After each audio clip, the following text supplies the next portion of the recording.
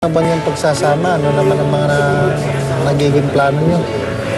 Ayos naman po. Hindi, wala kayong mga Sabi ko, nagiging plano sa kinabukasan. Hindi kasi na nasusukat sa yung ganyang kaiksing panahon. Dapat talaga, di ba, nakikilalang maigi. Parang kailangan matataksa kasi para kang papel na iniihip ng hangin. Palagi tapos pumalakas sa hangin eh. Ganun. Wala, kailangan medyo stable ka sa Kailan pag-iisip. naman sa inyo si Totoy? Yun lang, Geraldine, may problema na doon. Oo, problema na yun. Alam mo, problema na doon, ha? Hindi, alam Parang natin. gusto mong ipagpalit ang sarili mong dugo, ha? Kaysa Ito. isang ano. Kaya nga po eh. Wag. Ha? Wag ganon. Mukhang bago pa man ang inyong final say, Attorney Ben, ay nakita kong lumapit na si Ate Perlita kay Gigi. Marahil Chang ay yung paglapit ni Aling Perlita kay Aling Gigi ay bilang isang malasakit dahil nga sa isang kalagayan at isang bagay na parang hindi maamin kanina ni Gigi. Ayun palang sinasabi nila kanina at pilit mong pinagdidiinan na 3 lang ang iyong anak, ay ngayon lang namin nalaman na hindi pala totoo yun, kundi 5 ang iyong anak. At nais mo lang pagtakpan yung sitwasyon ng dalawa dahil dito kay Totoy upang sa ganun ay tanggapin ka. Alam mo, Aling Gigi, napakasakit na kalagayan ng isang anak na makita na ang kanyang ina ay tinatalikuran siya dahil lamang sa isang lalaki. Subalit, nung tanungin pa rin kita kanina, Aling Gigi, kung handa ka na talikuran si Totoy, at nung sinabi mong opo naman po dahil sa 4 na taon ay nabuhay ako ng mga walang lalaki, bakit hindi ko naman magagawa ngayon? Sa makatuwid, kung ang naging desisyon mo ay talagang hihiwalayan mo na si Totoy, gawin mo ngayon. Alang-alang sa iyong mga anak. Sapagkat alam mo na si Totoy ay hindi karapat-dapat sa iyo.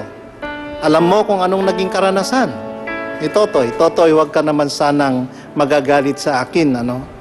Sapagkat nung ikaw ay magpunta rito sa Maynila, sabi mo, nakisama ka lang dito kay Aruray dahil wala kang matirhan. Wala kang, walang aarugas sa'yo. Hindi ganon ang isang tunay na lalaki. Ang isang tunay na lalaki, kinakailangan nagbabata ng kanyang sarili, pinapakita niya na kaya niyang manindigan bilang lalaki at maging responsibilidad. At kapag meron na siyang responsibilidad, kaalakibat noon, kaya na niyang magpamilya at makisama. Subalit sa ngayon ay hindi ko nakikita yon sa'yo.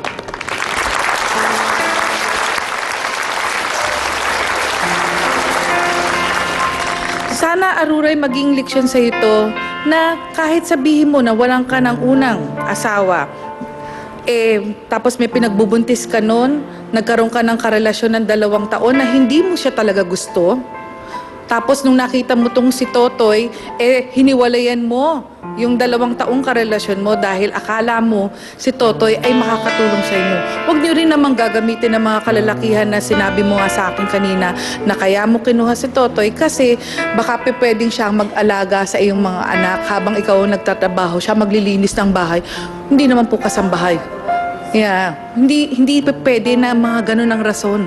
Pag gusto nyo magmahal, tignan nyo maigi kung ano ba ang kadahilanan, bakit kayo nagmamahal, bakit kailangan na magkaroon kayo ng partner, hindi dahil sa kalungkutan lang, hindi dahil meron kayong makukuhang at makikinabang kayo sa kanya, kung hindi dahil alam nyo na bukal sa kalooban nyo na gusto nyo magkarelasyon, dahil gusto nyang makasama siya habang buhay hanggang sa pagtanda nyo, hindi yung gagamitin nyo siya na sasabihin na ganito lamang ang klase ng relasyon. Napakababaw. So sana magkaroon ng pagkakataon na matuto kayo na maging malalim ang pagpapahalaga nyo sa pag-ibig. Yun lang po. Tama po ang sinabi ni Doktora.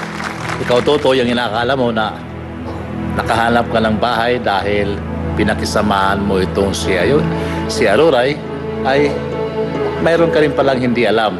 Kaya kanya kinupkop at pinakasamahan dahil may intention din pala siya sa'yo upang alagaan mo ang kanyang mga anak. So hindi ito tama ang uring pag-ibig o pagmamahalan. Paggagamitan ito. Dahil po ang pag-ibig na tunay ay pagpapalaya. Sana naman, Aurora, makahanap ka ng isa pang lalaki na magmamahal din sa iyo, hindi ikaw lang magbibigay.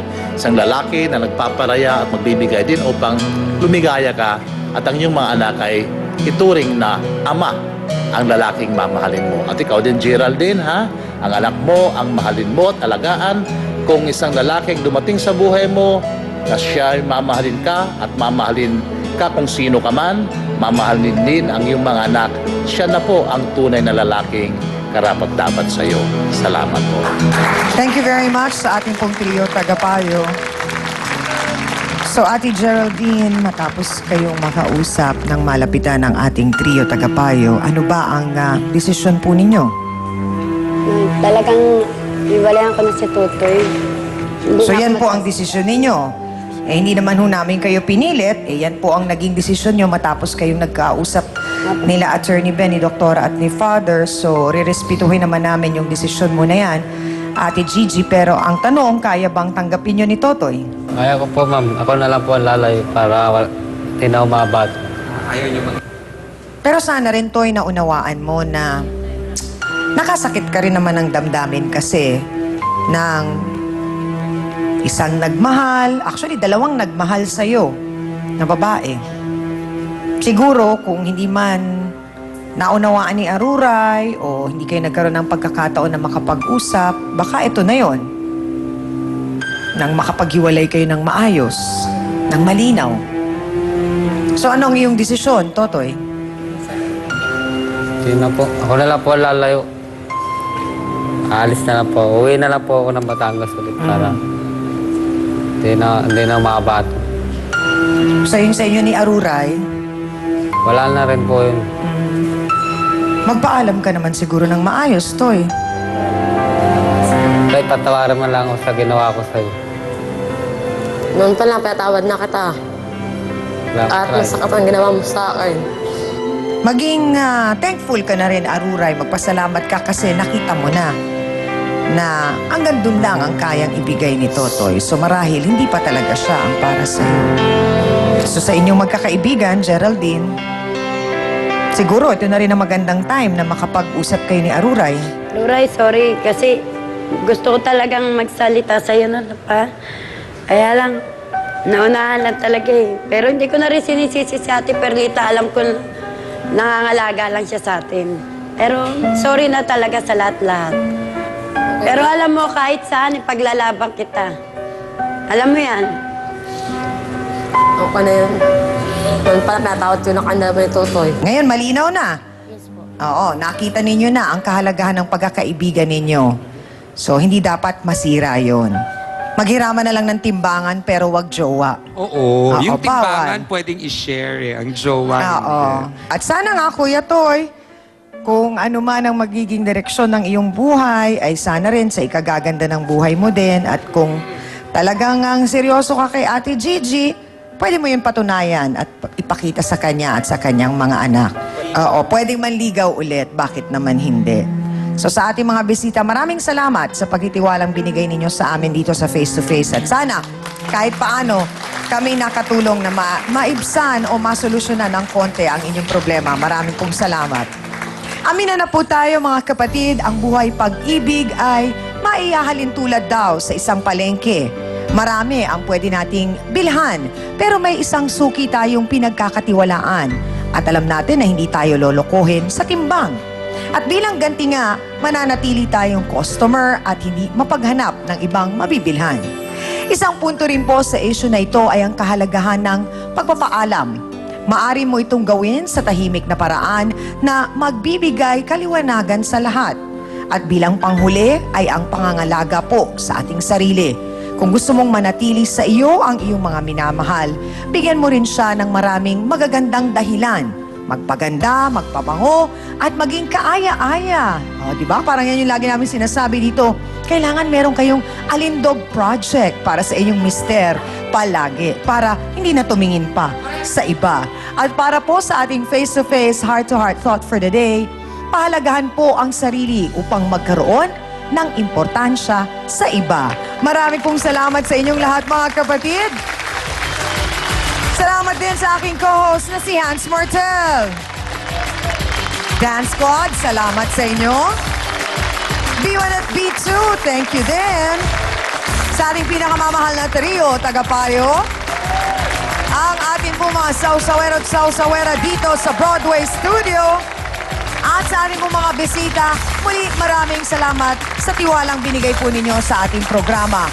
Patuloy din po ang panonood ninyo, syempre pa ng Untold Stories mula sa Face to Face.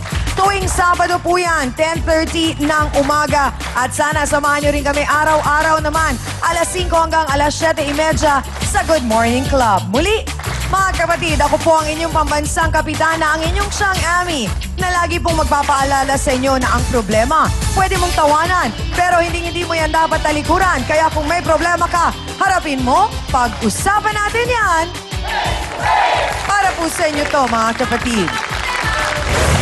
Kung kaya ni Corona, kaya ring mag-walkout ni Chang. Okay, Direk, I go home now. I surrender. Dahil ngayong Lunes, malasakit ang pinagmulan ng galit. Concern kasi siya sa iyo. Hindi siya concern sa akin. Siya mismo naghahanap ng lalaki, nabibigyan siya ng pera, tapos papaligawan ako. Naiinggit ka. Keso dugyot nga daw ako. Hindi marunong tumanggap ng payong kaibigan. Di ba para naman kay Rona yun eh, hindi naman para sa amin yun. Kaya lang minasama lang talaga niya. Gusto ko lang sila makaroon sa buhay ko. Linisin mo na nilang buhay nila bago buhay ko. Biktima kasi ng chismisan. Bad influence siya para kay Rona. Hindi po ako bad influence. Kaya galit sa kanya si Rona. Chismis po niya na si Rona. Nasaan ang katibayan? Wala ang katibayan! Wala ngang katibayan! Magkakaintindihan pa ba kung non-stop ang talakan? Maganda eh! Di pa sila napapagod, ah. Ang